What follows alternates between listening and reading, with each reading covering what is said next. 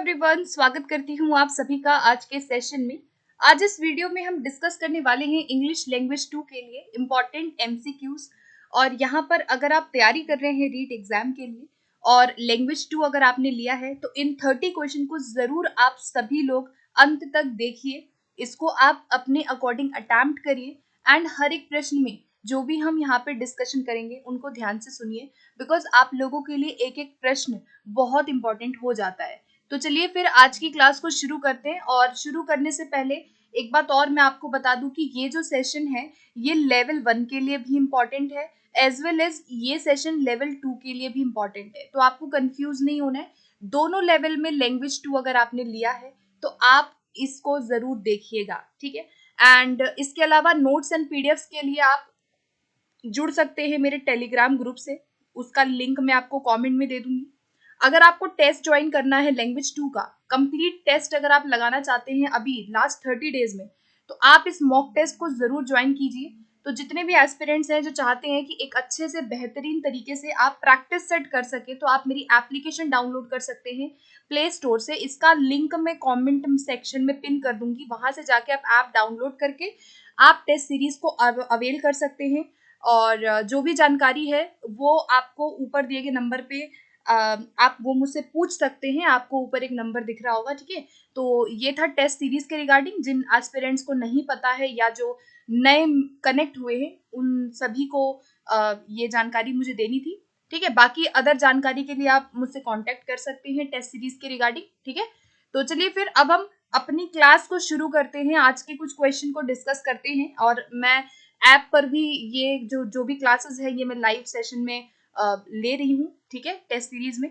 तो चलिए स्टार्ट करते हैं फर्स्ट क्वेश्चन से। अपने फर्स्ट क्वेश्चन देखो क्या है। अब एप्रोप्रिएट आपको क्या बताना है, यहाँ पे मॉडल बताना है। सो मॉडल ऑक्सिलरी से आपका 1 से 2 क्वेश्चन आता है। दिया हुआ है कि Rashmi dash drive but she does not have a car. अब यहाँ पे Rashmi can not drive, might not, shall drive या कैन ड्राइव। मतलब रश्मि ड्राइव कर सकती है लेकिन उसके पास कार नहीं है। यानी कि यहाँ पर हम क्या लगाएंगे, कैन का यूज करेंगे। रश्मि कैन ड्राइव यानी उसकी एबिलिटी को आप बता रहे हैं कि वो कार तो चला सकती है लेकिन उसके पास कार नहीं है, ठीक है। तो यहाँ पे कैन का यूज हम करते हैं किसी भी एबिलिटी को बताने में, ठीक है। जब भी हम बात करते हैं एबिलिटी, या अगर हम इनफॉर्मली किसी से कोई परमिशन ले रहे हैं, आप किसी से कोई परमिशन ले रहे हैं, तो हम यहाँ पे कैन का यूज कर सकते हैं। कैन का यूज हम पॉसिबिलिटी को बताने में भी करते हैं, ठीक है। और माइट जो है ये भी पॉसिबिलिटी को बताने में हम यूज करते हैं। जहां पर लेस पॉसिबिलिटी हो वहां पे माइट आ जाता है, ठीक है। तो ये सब आपको याद रखना है। आगे बढ़ते हैं। सेकंड क्वेश्चन है, Priya spoke very well, she dash have prepared in advance for her talk. अब यहाँ पे सही आपको मॉडल बताना है। सो देखो गाइस, जो मॉडल हमारे वर्ब होते हैं, जो मॉडल ऑक्सिलरी है, वो मेन वर्ब के साथ होते हैं और ये किसी न किसी वाक्य में मूड को बताने का काम करते हैं कि वाक्य का मूड क्या है, एक, ठीक है, किस चीज की तरफ ये जो एक सेंस है वो दे रहा है। जैसे यहाँ पर है कि प्रिया स्पोक वेरी वेल, प्रिया ने बहुत अच्छा बोला। She dash have prepared, she must have prepared यहाँ पे करेक्ट हो जाएगा कि जरूर उसने क्या किया होगा, इस टॉक के लिए अपने पहले से कोई प्रिपरेशन की होगी। सो यहाँ पर हम मस्ट लगाएंगे, ठीक है, she must have prepared. Next पे चलते हैं, क्वेश्चन थर्ड पे। Which of the following is not true about elegy? Elegy के बारे में कौन सा सही नहीं है? The tone of an elegy judged by its stanza from form but not judged by its subject matter. An elegy is a reflective poem. It is written over the death of someone near and dear. It is a mournful song. So elegy बहुत important आप लोगों का literary term का topic है। Elegy जो है ये आपके ग्रीक भाषा के एलिगोस से आया है, ठीक है। तो ये आपको याद रखना है। एलिगोस मतलब कि लेमेंट होता है, ठीक है। तो लेमेंट का मतलब ही आपको पता होगा, शोक होता है या कोई विलाप गीत या कोई शोक गीत। तो विलाप या शोक कविता जो है उसको एलिजी कहा जाता है, ठीक है। तो यहाँ पर गलत वाला क्या है, ऑप्शन ए गलत है, ठीक है। अब देखो यहाँ पे मॉर्नफुल है, बिल्कुल है, सैड सैड पोएम है, मॉर्नफुल है, डेथ पर लिखी जाने वाली कविता है, लेमेंट इसको हम कहते हैं, ठीक है। रिफ्लेक्टिव है, यहाँ पे जो भी यहाँ पे एलिजी को बोल रहा है, जो भी पॉइंट है वो रिफ्लेक्ट करता है उस पर्सन की डेथ पे। लेकिन ये गलत है। एलिजी को सब्जेक्ट मैटर से जज किया जाता है, ना कि स्टेंजा पे।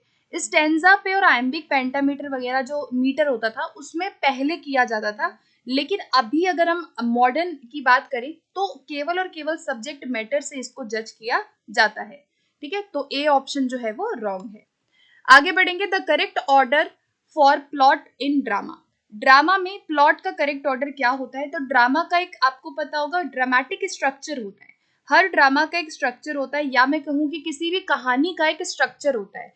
तो ड्रामा को किस में डिवाइड किया गया है? एक्ट्स में और सीन्स में। ठीक है, तो एक्ट और सीन में ड्रामा को डिवाइड किया गया है। तो ये जो 5 आप देख रहे हैं, ये 5 एक्ट होते हैं ड्रामा के अंदर। सबसे पहला पार्ट होता है एक्सपोजिशन। ठीक है, कोई भी शुरुआत हो रही है इस तरह से। ठीक है, तो ये आपका फर्स्ट वाला एक्सपोजिशन हो गया। उसके बाद सेकंड नंबर पे क्या आ जाएगा? यहाँ पर राइजिंग एक्शन आ जाएगा सेकंड नंबर पे। थर्ड नंबर पे यहाँ पे क्या होगा?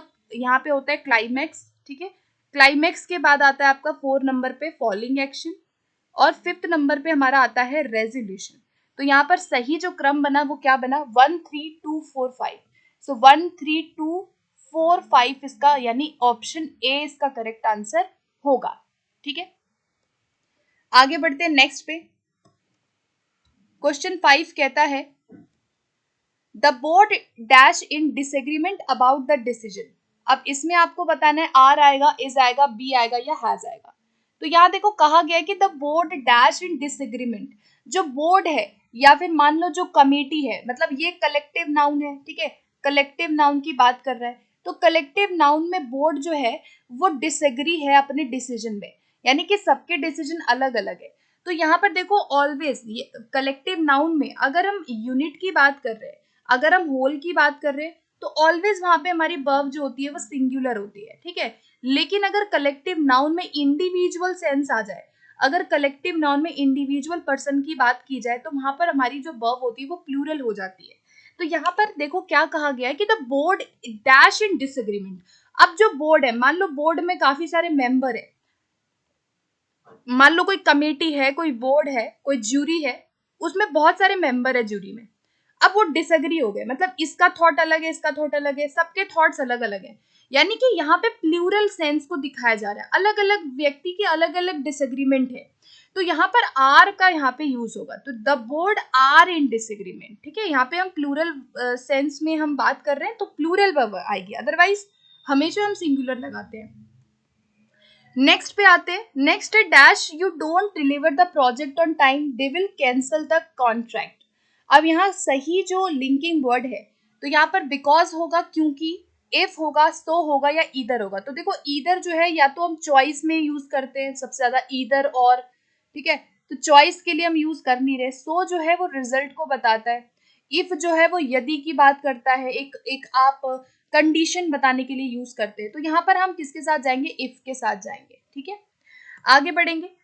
नेक्स्ट है the actress along with friends dash attending the function. अब यहाँ पे अलोंग विथ से सब्जेक्ट जुड़ा हुआ है।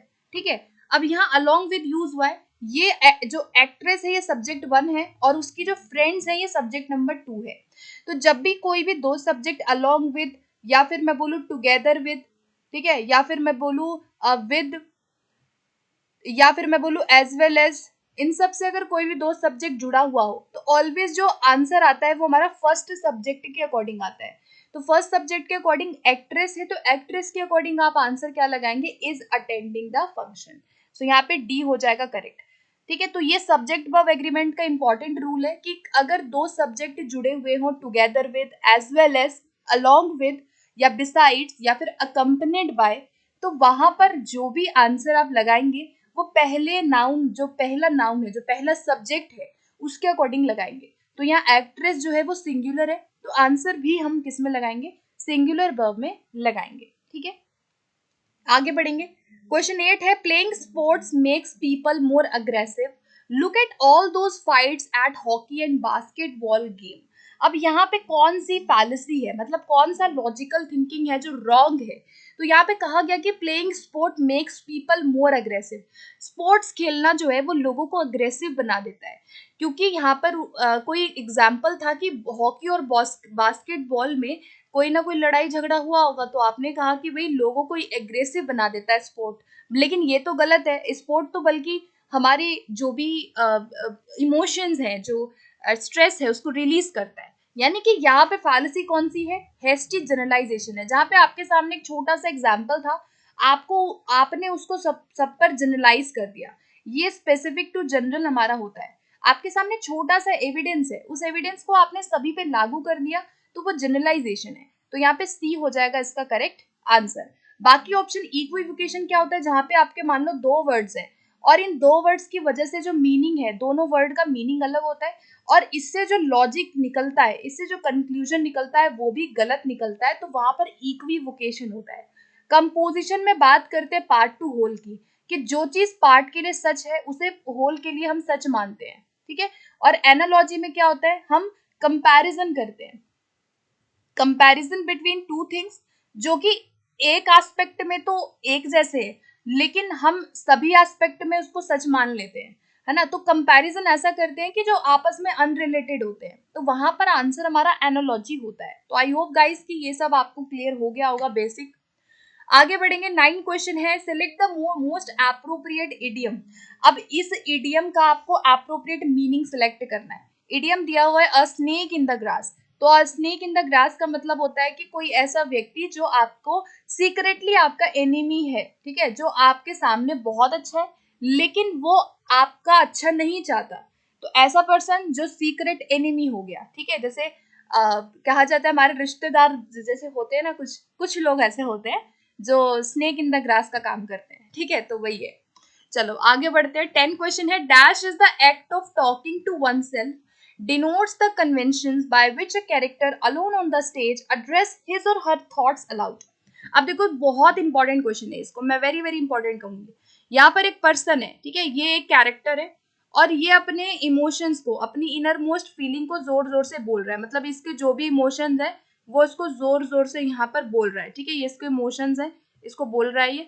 तो यहाँ पर ये खुद से बात कर रहा है, अपनी फीलिंग को, अपनी इनर मोस्ट फीलिंग को एक्सप्रेस कर रहा है, ठीक है, इसकी जितनी भी इनर फीलिंग्स है इसको ये जोर जोर से बोल रहा है स्टेज पर। तो ये soliloquy का पार्ट है, इसका आंसर क्या हो जाएगा, बी हो जाएगा, ठीक है। अब देखो काफी लोगों को कंफ्यूजन होता है यहाँ पर soliloquy में और मोनोलॉग में। तो देखो जो आपका मोनोलॉग है इसमें भी एक ही कैरेक्टर बोलता है, लेकिन यहाँ पे अदर कैरेक्टर शामिल होते हैं, सिंपल सी बात है, अदर कैरेक्टर जहाँ पे शामिल हो वहां पे मोनोलॉग हो जाता है, लेकिन soliloquy में अदर कैरेक्टर शामिल नहीं होते हैं, ठीक है। तो यहाँ पर आंसर क्या बनेगा, इसका बी बनेगा। ट्रेजेडी क्या है, ड्रामा का टाइप है ट्रेजेडी, जहां पर जो भी अंत है वो अच्छा नहीं होता, कैटास्ट्रॉफी है। मेलो ड्रामा क्या होता है, मेलो मतलब क्या है, म्यूजिक, जो जहाँ पे म्यूजिकल थोड़ा सा एस्पेक्ट होता है ड्रामा में, ठीक है, तो वो मेलो ड्रामा का पार्ट है। चलिए आगे बढ़ते हैं नेक्स्ट क्वेश्चन की तरफ। अब question number 11, the correct transcription of the word major. अब मेजर का करेक्ट ट्रांसक्रिप्शन हमें बताना है, ठीक है। तो मेजर में आपको देखना है कि कौन सा सही होगा। तो पहली बात तो आप इसको एलिमिनेट कर दो। एलिमिनेट कैसे करेंगे हम ऑप्शंस को, तो देखो यहाँ पे एम दिया हुआ है, ठीक है, लेकिन यहाँ ए दिया हुआ है, तो ए जो है ये आ के लिए होता है, तो मेजर में आ का कोई साउंड नहीं है तो ये नहीं होगा, ठीक है। यहाँ पे केवल और केवल मेजर है तो ये भी नहीं होगा, ठीक है। ये आपका ई के लिए ए के लिए होता है, ई का साउंड, और ये जो आप देख रहे हो ये ए के लिए होता है, ठीक है। तो यहाँ पर जो करेक्ट आंसर इसका बनेगा, इस क्वेश्चन का, वो बनेगा हमारा ऑप्शन नंबर 4। इसका जो है मेजर ना करके हम इसको मेजर बोलते हैं, सिंपली मेजर है, ठीक है। तो यहाँ पर आंसर क्या बनेगा इसका, ऑप्शन नंबर डी बनेगा। आगे बढ़ते हैं नेक्स्ट पे।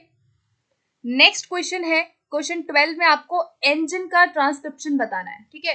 तो एंजिन का ट्रांसक्रिप्शन क्या होगा, तो एलिमिनेट कर लो। ये होता है आपका, ये जो ऐसे कट होता है ये अ के लिए होता है इस तरह से, ठीक है, तो ये होगा नहीं। और ये आप जे देख रहे हो तो ये जे जो है ये य के लिए होता है, तो य का कोई साउंड इंजन में नहीं है, तो ये नहीं हुआ, ठीक है। अब यहाँ पे डी जेड दिया हुआ है, ठीक है, तो ये चलो ठीक है, इसको देख लेते हैं। ज ठीक है, लेकिन यहाँ पर ज के बाद क्या दिया हुआ है, ए दिया हुआ है, ये आ के लिए होता है, तो एन जान नहीं होगा, ये भी नहीं हुआ, ठीक है।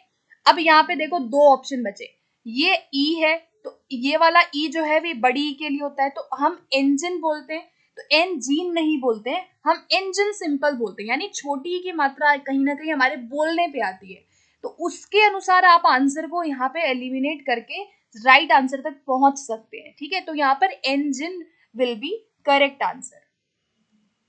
नेक्स्ट क्वेश्चन है क्वेश्चन 13। फ्रिकेटिव साउंड्स आपसे पूछा गया, फ्रिकेटिव्स की संख्या कितनी है? 9 है फ्रिकेटिव कॉन्सोनेंट्स इंग्लिश में।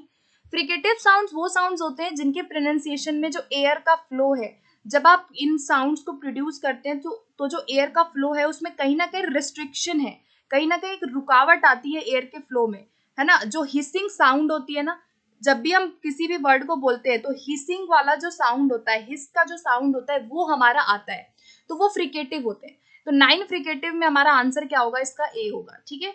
ये जो आप देख रहे हैं ये प्लोसिव है, प्लोसिव्स की संख्या 6 है, इनको स्टॉप्स भी कहा जाता है। और ये जो ए वाला ऑप्शन आप देख रहे हो ये सारे फ्रिकेटिव्स हैं, ठीक है। आगे बढ़ेंगे 14 में, आपको बर्ड में साउंड को आइडेंटिफाई करना था। तो बर्ड में आप देखोगे अर का साउंड आ रहा है कहीं ना कहीं बर्ड बोलने पे, तो ये आ के लिए हो गया, ये होगा नहीं। ये ऊ के लिए होगा, ये भी नहीं हुआ। ये ई के लिए हुआ, तो आंसर क्या बचा? ए, ठीक है। ये वाला जो आप सिंबल देख रहे हैं इस तरह से, ये आपका अर वाला सिंबल होता है, ठीक है, अर वाला। जैसे मैं बोलूं चर्च, ठीक है, तो चर्च में अर वाला साउंड हो गया। अर्थ, अर्थ में अर वाला साउंड हो गया। जर्नी, जर्नी हम बोलते हैं तो इसमें अर वाला साउंड हो गया। तो ये जो अर वाला साउंड है वो इसका सिंबल ये होता है, ठीक है। आगे बढ़ेंगे 15 क्वेश्चन में, आपको वंस का ट्रांसक्रिप्शन बताना है। तो वंस का ट्रांसक्रिप्शन क्या होगा? वंस, तो देखो यहाँ पे वंस में आपका क्या होगा? वंस जब बोलते हैं तो जेड आएगा नहीं, जेड जो है वो ज के लिए होता है, तो वंस हम बोलते नहीं है, तो ये ऑप्शन आपका हो गया डिलीट। अब यहाँ पे देखो ई दिया हुआ है, तो ये ई जो है वो ए के लिए होता है, तो वेन्स भी नहीं होगा, वान्स भी नहीं होगा, ये आ हो गया, ठीक है। तो बचा क्या? ए बचा। तो आप ऐसे एलिमिनेट कर सकते हैं गाइस। क्वेश्चन को देख करके आपको घबराना नहीं है कि हम कैसे करेंगे, आपको क्वेश्चन को देख के एक एक ऑप्शन को एनालिसिस करना है कि कौन से ऑप्शन है जो रॉन्ग है। आई एम श्योर कि जो आपके पेपर में ट्रांसक्रिप्शन आएगा उसमें कुछ क्वेश्चन ऐसे होंगे, कुछ ऑप्शन ऐसे होंगे जिसमें रॉन्ग वो लोग डालेंगे, जो भी बोर्ड है, जो जो जो बोर्ड पेपर बनाएगा। तो मेरे कहने का मतलब है कि आपको इसमें पैनिक नहीं होना है, घबराना नहीं है। अगर आपको नहीं भी आता है बिल्कुल भी, तो भी आप एलिमिनेट करके कुछ कुछ साउंड्स को आप रिमेंबर रख करके आप कर सकते हो, ठीक है। चलो आगे बढ़ते हैं। Which among the following is different from the characteristic of a good test? कौन सा गुड टेस्ट का कैरेक्टरिस्टिक नहीं होना चाहिए? तो एप्टीट्यूड कोई कैरेक्टरिस्टिक नहीं होता, मतलब आपकी ये टाइप है, ठीक है, ये विशेषता नहीं है, हमसे विशेषता पूछी गई है। तो रिलायबिलिटी का मतलब क्या होता है कि जो जहाँ पे मार्क्स की क्या हो, कंसिस्टेंसी हो, ठीक है। तो मार्क्स की कंसिस्टेंसी जहाँ पे आ जाए, यानी संगतता होनी चाहिए अंकों की, तो वहां पर हमारा रिलायबिलिटी होता है। वैलिडिटी मतलब वो वैध होना चाहिए, उद्देश्य उसके पूरे होने चाहिए। ऑब्जेक्टिव का मतलब है कि निष्पक्ष होना चाहिए, कोई भी बायसनेस नहीं होनी चाहिए, ठीक है। तो यहाँ पे डी इसका रॉन्ग हो जाएगा। नेक्स्ट क्वेश्चन आता है question 17। A teacher can utilize both assessment for learning and assessment of learning too. अब इस क्वेश्चन को थोड़ा सा ध्यान से आप लोग वीडियो को पॉज करके जरूर इसको पढ़िए कि क्या इसमें कह रहा है, ठीक है। तो देखो 17 क्वेश्चन में कह रहा है कि जो असेसमेंट फॉर लर्निंग है, फॉर लर्निंग को हम क्या बोलते हैं? फॉर्मेटिव बोलते हैं, ठीक है। Assessment for learning is also known as formative assessment, यानी कि जिसको एफ ए कहा जाता है। और ऑफ लर्निंग जो है इसको अब एस ए कहते हैं, ठीक है, समेटिव। तो अब कह रहा है कि कौन सा ऐसा ऑप्शन है जिसमें ये दोनों होने चाहिए। तो आंसर क्या बनेगा इसका? ए वाला करेक्ट बनेगा। अब आप ए ऑप्शन देखिए यहाँ पे, नो चिल्ड्रंस प्रोग्रेस, आप प्रोग्रेस को जान रहे हैं तो ये आपका एफ ए का पार्ट है, और उसकी अचीवमेंट लेवल का पता कर रहे हैं तो ये आपके एस ए का पार्ट है। तो इन दोनों में, इस ऑप्शन में दोनों ही शामिल है, ठीक है। बाकी देखो यहाँ पे मॉनिटर करना केवल आ रहा है ना, गैप्स को फिल करना, ये एफ ए का पार्ट है जो आपका रेमेडियल हो गया। यहाँ पे परफॉर्मेंस को पीरियोडिकली असेस कर रहे हैं, ये केवल और केवल एस ए का पार्ट है। यहाँ पर क्या कर रहे हैं? नीड को जान रहे हैं, स्ट्रैटेजी को सेट कर रहे हैं, ये आपका एफ ए का पार्ट है, ठीक है। तो यहाँ पे ऑप्शन ए जो है वो करेक्ट होगा। आगे बढ़ेंगे नेक्स्ट क्वेश्चन की तरफ। क्वेश्चन नंबर 18 कहता है which of the following type of question on a test will be helpful for assessing the creativity of learners? अगर बच्चे की क्रिएटिविटी को असेस करना है तो कौन सा ऐसा प्रश्न का टाइप है जो सबसे अच्छा और उपयुक्त माना जाएगा? तो इस क्वेश्चन का राइट आंसर क्या बनेगा? सिंपली ओपन एंडेड क्वेश्चन बनेगा। ओपन एंडेड क्वेश्चन वो क्वेश्चन है जहां पे जो डाइवर्जेंट है, ठीक है, जो डाइवर्जेंट है, जहां पे बच्चा बहुत ज्यादा स्वतंत्र है और अपने विचारों को एक्सप्रेस कर रहा है। बाकी ये दोनों जो है ये ऑब्जेक्टिव के अंदर आते हैं, मल्टीपल चॉइस क्वेश्चन और ट्रू फॉल्स दोनों ही ऑब्जेक्टिव टाइप टेस्ट के अंदर आते हैं, तो इसका बी हो जाएगा करेक्ट आंसर। आगे बढ़ेंगे, 19 क्वेश्चन है, which of the following is advisable in remedial classroom. Remedial classroom में क्या चीज है जो एडवाइजेबल है? Games and activities, frequent essay writing test, general approach for all students, या फिर advance writing instruction a day before class. तो यहाँ पर एडवाइजेबल पूछा गया है, यानी उपयुक्त क्या है। अगर हम बात करें रेमेडियल टीचिंग की, तो देखो रेमेडियल टीचिंग में ऐसे राइटिंग टेस्ट लेना it's not very effective in terms of remedy और डायग्नोस। जनरल अप्रोच रखना भी बहुत अच्छा नहीं है कि हर बच्चे के लिए आपने एक ही अप्रोच रखा हुआ है, हर बच्चे के लिए आपने एक ही क्राइटेरिया सेट किया हुआ है, तो ये नहीं होता। हम यहाँ पे इंडिविजुअली कहीं ना कहीं ध्यान रखते हैं, ठीक है। तो एडवांस भी नहीं होगा, कभी भी एडवांस स्ट्रेटेजी पे हमारा फोकस नहीं होता है। तो सिंपली गेम्स एंड एक्टिविटीज यहाँ पे करेक्ट हो जाएगा कि आप जितना हो सके उनको गेम्स और एक्टिविटी के थ्रू ही चीजों को कंडक्ट करेंगे। नेक्स्ट क्वेश्चन पे बढ़ते हैं, क्वेश्चन नंबर 20 की तरफ। Which of these is the strategy of remedial teaching. Strategy पूछी गई है, तो स्ट्रैटेजी में बहुत सारे आपके स्ट्रैटेजीज होती है रेमेडी में, और क्वेश्चन भी यहाँ से आता है। तो देखो यहाँ पर स्ट्रैटेजी में हम सारी चीजें अपना सकते हैं, ठीक है। चाहे मैं ड्रिल की बात करूं, बार बार रिपीटिशन की बात करूं, प्रैक्टिस भी हम करवाते हैं, अभ्यास करवाते हैं। आईईपी प्रोग्राम यानी हर बच्चे को आप इंडिविजुअल फोकस करते हैं ताकि वो अपनी लर्निंग गैप को कम करें। और कंप्यूटर असिस्टेड लर्निंग भी हम प्रोवाइड करते हैं, आईसीटी का यूज कर सकते हैं हम, यहाँ पे टीचिंग एड का यूज कर सकते हैं, जो भी इम्प्रोवाइज्ड मटेरियल है हम उन सब का यूज यहाँ पे करते हैं। आगे बढ़ेंगे, 21 क्वेश्चन है, which of the following is not the characteristic of communicative language teaching. कौन सा नहीं पूछा गया है, ठीक है, नॉट वाला आपको बताना है। तो देखो यहाँ पर स्ट्रक्चर्स जो है, जब भी हम बात करते हैं स्ट्रक्चर्स की, ये कभी भी हम सीएलटी में फॉलो नहीं करेंगे।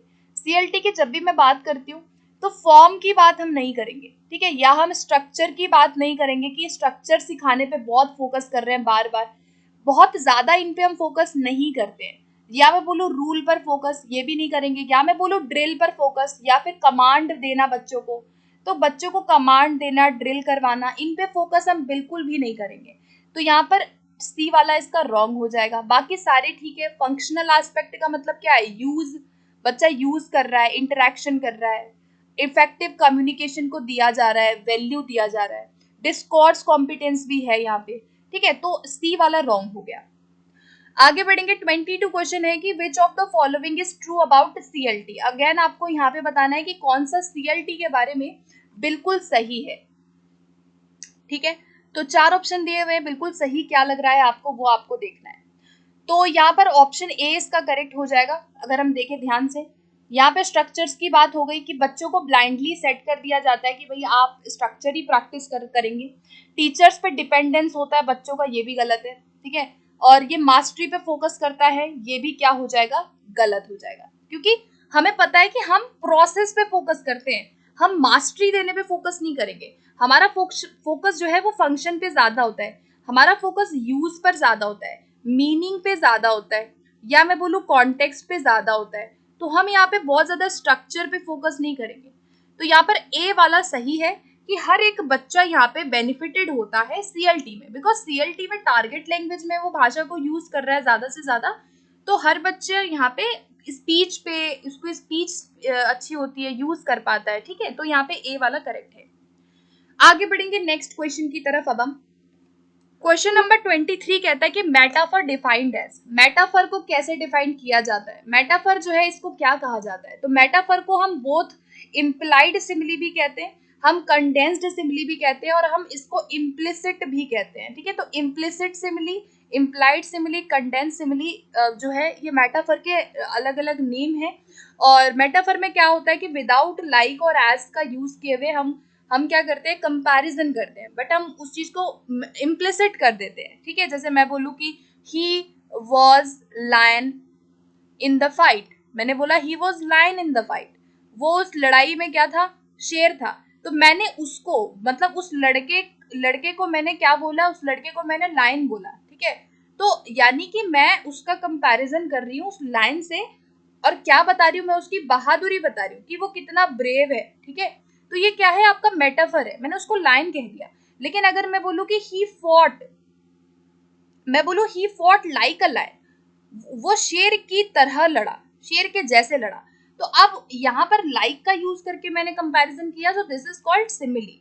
और ये क्या है, ये आपका इम्प्लाइड सिमिली है। इसीलिए मेटाफर को हम कंडेंस्ड सिमिली या इम्प्लाइड सिमिली कहते हैं, बिकॉज वो जो है वो सेम चीज बोलता है, लेकिन लाइक और एज का यूज नहीं किया जाता है। कंपैरिजन हो रहा है but without using any like, as और सो। ठीक है, आगे बढ़ेंगे। 24 में आपको राइम स्कीम बतानी है 24 क्वेश्चन में, तो फटाफट से देखेंगे क्या होगा। अर्थ, डे, बर्थ, वे, आपको केवल लास्ट की लाइनों को देखना है। ठीक है, तो अर्थ है तो ए कर देंगे हम लोग, डे है तो बी कर देंगे बिकॉज अलग है। अर्थ, डे और फिर बर्थ, अर्थ बर्थ दोनों सेम है तो ए कर दिया। और डे का बे, डे वे, डे वे सेम आपका राइम है, तो ए बी इसका करेक्ट होगा। तो देख लेते हैं ए बी कहाँ पर दिया हुआ है, तो राइट आंसर इसका ए वाला बनेगा, ए बी वाला। ठीक है, ए बी सी डी इसका सही राइम स्कीम इस पोएम का होगा। ठीक है, आगे बढ़ते हैं नेक्स्ट पे। क्वेश्चन नंबर 25 कहता है कि multilingualism as a resource education aims at. Multilingualism as a resource की जब भी हम बात करते हैं तो उसका एम क्या होना चाहिए, तो यहाँ पर राइट आंसर बनेगा option number A.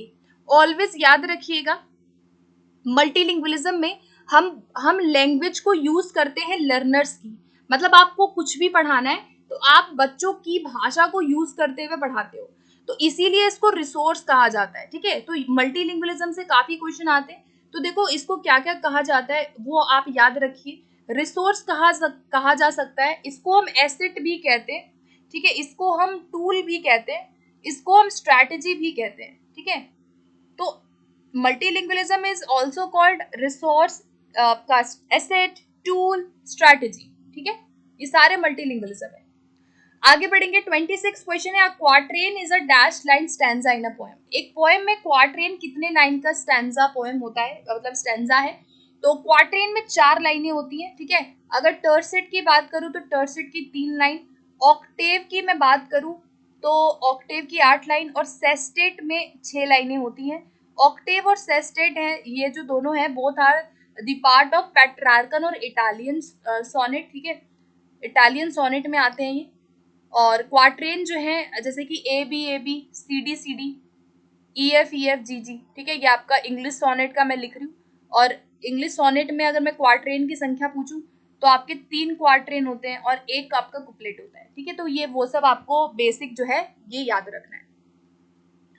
Question number 27 है, ट्रेडिशनल इटालियन और पेट्रार्कन सोनेट जो है उसकी राइम स्कीम क्या होती है। तो Petrarchan sonnet, classical sonnet, traditional sonnet सारे सेम बात है। इनकी जो राइम स्कीम होती है वो क्या होती है, ए बी सी, इसका ए बी, उसके बाद आपका जो यहाँ पर होगा वो होगा ए बी है, उसके बाद सी डी या फिर सी डी सी भी होता है, दोनों सेम है। ठीक है, तो ए वाला करेक्ट हो जाएगा। यहाँ पे जो ये वाला आप देख रहे हो ये है आपका इंग्लिश सोनेट, जिसको हम शेक्सपियरन भी कहते हैं। तो इंग्लिश सोनेट की राइम स्कीम है ये। और ये वाला जो आप देख रहे हो ये आपका जो है, ये आप देख रहे हैं ए बी उसके बाद बी से आगे जा रहा है। ठीक है, बी से स्टार्ट हो रहा है, यानी कि ये आपका क्या है, स्पेंसेरियन सोनेट है। ठीक है, तो ये जो स्पेंसेरियन सोनेट है और जो इंग्लिश सोनेट है दोनों का आपको याद रखना है राइम स्कीम। दोनों में 3 क्वार्ट्रेन और 1 कुपलेट पाया जाता है। ठीक है, दोनों में पाया जाता है, बस राइमिंग का थोड़ा सा डिफरेंस है। ठीक है, तो इस क्वेश्चन का राइट आंसर क्या होगा, ए होगा। ठीक है, इटालियन सोनेट का। 28 क्वेश्चन कहता है कि ऑब्जेक्टिव टाइप टेस्ट के क्या कैरेक्टरिस्टिक होते हैं, यानी विशेषता आपको बतानी है ऑब्जेक्टिव टेस्ट की। तो apt for definite and answer, तो ये ठीक है कि एप्ट है यानी उपयुक्त है। एप्ट का मतलब क्या होता है कि कोई चीज उपयुक्त होना, तो यहाँ पर आंसर जो है वो डेफिनेट होता है ऑब्जेक्टिव टाइप टेस्ट में, जैसे एमसीक्यूज टेस्ट हो गया। रिलायबल और वैलिड होता है। इन्फ्लुएंस अवॉइड करता है राइटिंग स्किल को, तो ये तीनों ही बातें जो हैं वो बिल्कुल सही है। ठीक है, जब भी हम ऑब्जेक्टिव टाइप टेस्ट की बात करते हैं जिसमें आपका ट्रू फॉल्स आ गया, एमसीक्यूज टेस्ट आ गए, मैचिंग वाले टेस्ट आ गए, ये जितने भी टेस्ट होते हैं ये क्या होते हैं, इनका एक आंसर डेफिनेट आंसर होता है, वैलिड होते हैं, रिलायबल होते हैं, और राइटिंग स्किल का इन्फ्लुएंस यहाँ पे नहीं पड़ता। ठीक है, आगे बढ़ेंगे। नेक्स्ट है 29 क्वेश्चन।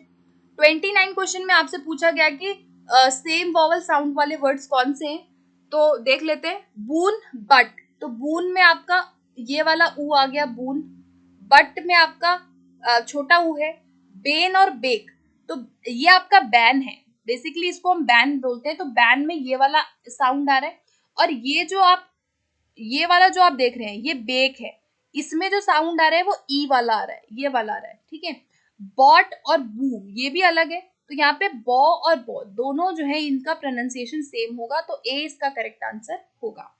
लास्ट क्वेश्चन देखेंगे। Dash is the criteria where a word can be used through a number of situation. The criteria is, अगर हम एक वर्ड को नंबर ऑफ सिचुएशन में यूज कर रहे हैं तो इस क्राइटेरिया को हम क्या कहेंगे? कवरेज कहेंगे, रेंज कहेंगे, अवेलेबिलिटी कहेंगे या फ्रीक्वेंसी कहेंगे? तो देखो कोई भी वर्ड है वो कितनी बार कितनी सिचुएशन में यूज हो रहा है, तो यहाँ पर हम क्या यूज कर रहे हैं? रेंज की बात कर रहे हैं, ठीक है, कि एक वर्ड जो है वो कितने सिचुएशन में आपने यूज किया। जैसे मान लो मैंने बोला एक बच्चे को कि मैंने एक बच्चे को नमस्ते सिखा दिया, फॉर एग्जाम्पल कि मैंने उसको नमस्ते सिखाया है, नमस्ते बोलना सिखा दिया, छोटा सा बच्चा है, पहली बार नमस्ते उसको मैंने सिखाया, तो अब वो नमस्ते वो कितनी बार बोल रहा है? वो किसी पार्टी में जा रहा है तो नमस्ते कर रहा है, वो स्कूल में जाके नमस्ते बोल रहा है, वो अपने घर में भी नमस्ते बोल रहा है। तो यानी कि समझ रहे हो क्वेश्चन यहाँ पे कहा क्या जा रहा है कि एक शब्द जो है वो कितने सिचुएशन में आप यूज कर रहे हैं, यानी उसका रेंज क्या है, उसका प्रसार क्या है, ठीक है। तो यहाँ पर ऑप्शन क्या हो जाएगा? बी हो जाएगा इसका करेक्ट आंसर। कवरेज क्या होता है कि एक वर्ड कितने शब्द को कवर कर रहा है। जैसे मान लो मैंने बोला स्वीट्स, तो अब स्वीट्स वर्ड में आप देखो कितने सारे स्वीट्स आ जाएंगे। अब जितने स्वीट्स आपको पता है, जितनी आपको मिठाइयां पता है, वो सब आप यहाँ जोड़ सकते हो ना। तो ये कवरेज है कि एक वर्ड है स्वीट्स, हम बोलते हैं हमें स्वीट्स चाहिए, तो स्वीट्स में क्या है? कितने सारे वर्ड आ गए, तो ये कवरेज होता है, ठीक है, कि एक वर्ड कितने शब्दों को कवर कर रहा है। अवेलेबिलिटी क्या है कि आपके पास संसाधन होने चाहिए पढ़ाने के लिए, जो शब्द आप सिखाना चाहते हो सिलेक्शन में, ये सब बेसिकली आपका प्रिंसिपल ऑफ सिलेक्शन के अंदर आता है। तो अवेलेबिलिटी का मतलब वही है कि संसाधन आपके पास कितना है, क्या आप कैसे उस वर्ड को सिखाओगे या उस कंसेप्ट को सिखाओगे। एंड फ्रीक्वेंसी क्या है कि कितनी बार वो रिपीट हो रहा है ना। फ्रीक्वेंसी मतलब कितनी बार वो यूज कर रहा है। जैसे मैंने उसको अगर गुड मॉर्निंग सिखाया है तो वो कितनी बार उसको गुड मॉर्निंग को यूज कर रहा है अपनी लाइफ में, ठीक है। सो गाइस ये जो चारों है, कवरेज, रेंज, अवेलेबिलिटी और फ्रीक्वेंसी, ये चारों ही हमारा प्रिंसिपल ऑफ सिलेक्शन के अंदर आता है। जब भी हम किसी चीज को चूज करते हैं कि हमें क्या पढ़ाना है, तो हम इन सारी बातों का ध्यान रखते हैं प्रिंसिपल ऑफ सिलेक्शन में, ठीक है। सो गाइज आई होप कि ये सेशन आपको क्लियर हो गया होगा। हमने 30 क्वेश्चन डिस्कस अब कर लिए हैं एंड पूरे जो क्वेश्चन है सारे इंपॉर्टेंट थे। एंड कोई भी आपको डाउट है, एनी अगर डाउट लगता है आपको, तो आप कमेंट सेक्शन में जरूर पूछिए, अपना फीडबैक दीजिए। आप लोगों का फीडबैक बहुत मेरे लिए वैल्यूएबल होता है। इस वीडियो को ज्यादा से ज्यादा दोस्तों तक शेयर कीजिए गाइस, क्योंकि आप लोगों का एक सपोर्ट मेरे लिए बहुत इंपॉर्टेंट है अभी। तो जरूर keep supporting and keep watching. इसके अलावा टेस्ट सीरीज वगैरह, इन सब के लिए अगर आपको टेस्ट सीरीज को ज्वाइन करना है तो आप मुझसे कांटेक्ट कर सकते हैं। आप ऐप को डाउनलोड कर सकते हैं फ्रॉम कमेंट सेक्शन, ठीक है। सो मिलते हैं फिर अगली वीडियो में बहुत जल्दी। Thank you so much guys, keep watching.